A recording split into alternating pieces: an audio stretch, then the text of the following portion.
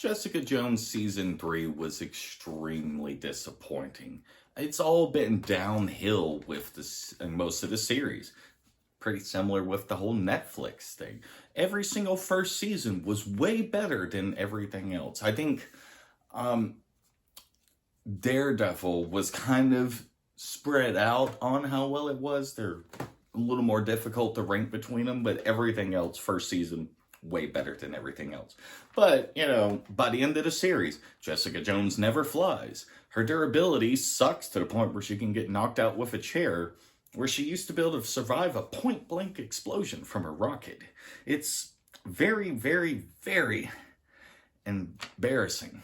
Hogarth, her injuries were getting pretty bad. To sit there and ask Jessica Jones to kill you not only shows how she actually thinks about her, but at the same time shows how far she's really sinking.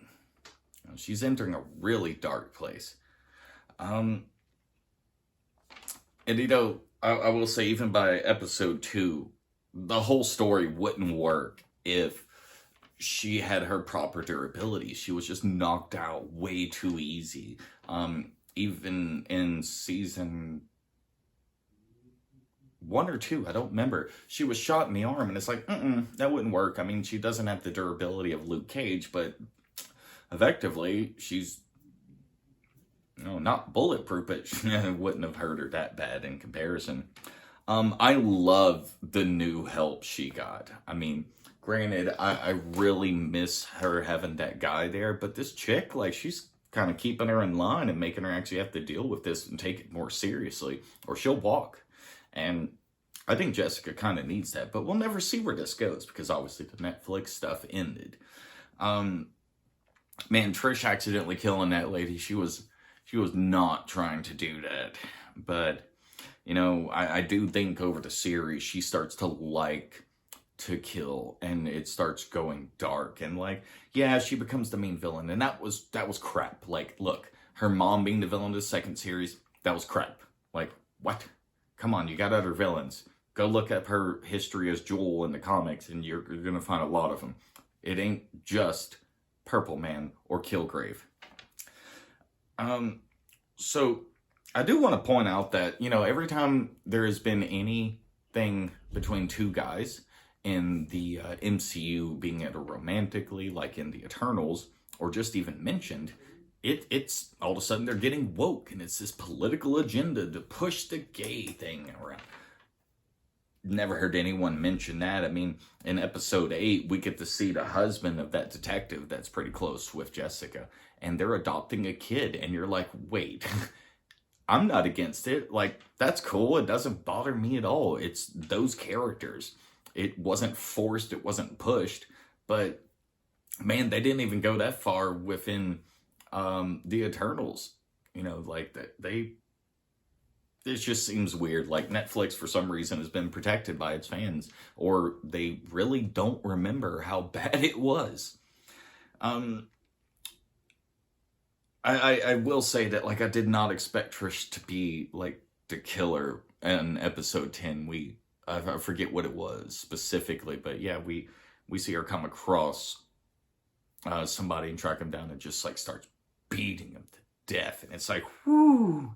And then Trish killed a cop? She starts going nuts by the end of the series. But, I am kind of glad Luke Cage showed up. But, really, really, bothered by the fact that, they never once had her actually enter a formal relationship with the guy that she's supposed to marry and have a kid with in the comics. It's really sad that they didn't even attempt to do that, but no clue. But yeah, overall, Trish being the bad guy was a messed up thing. I much rather the dude. He was just a normal, regular human. He had wrestling skills, but let's be real. Him hating supers because they're cheaters. They had it easy. They didn't have to work for the power and stuff they had. That was kind of cool. And he literally had her pinned. She couldn't do anything. It's you hit me, you're in trouble. I'm already on the phone. I'll call the police and scream like a little bitch so that you get in trouble. And it's like, man, that's actually an interesting villain. It very much reminds me of something that is more of a psychological, intelligent villain. And that's actually what you should have put her against. That's what made Kilgrave interesting, was her power. Her powers were useless versus him until she was able to, you know, not be affected by it anymore. I will say that they should have probably just put a lot more effort into that guy instead of having Trish as the villain. Like, you know, we're hearing a whole bunch of stuff about, like, the girl boss in the MCU, but, like, really, Jessica Jones is the ultimate girl boss. She's literally a boss of a thing.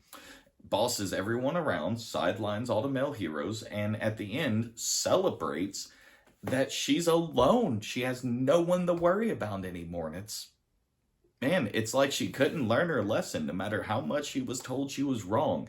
The same things that everyone says about She-Hulk and how she didn't listen to Hulk is 100% actually true about Jessica Jones.